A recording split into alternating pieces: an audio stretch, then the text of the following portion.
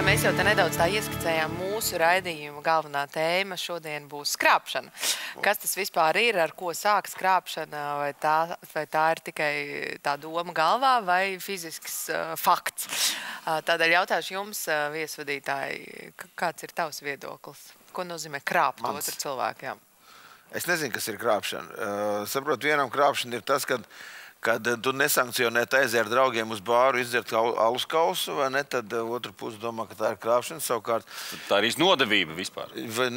Es nezinu, kas ir krāpšana. Saprot, man nav bijuši tādas īsti nekad, ir bijušas, jā, tādas mīlestības attiecības, bet es tā neesmu pat domājis, kas būtu man jāizdara, lai es uzskatītu, ka tā ir krāpšana. Saprot? Tev, ja viņai? Nē, par viņu es nezinu, bet par sevi es tā...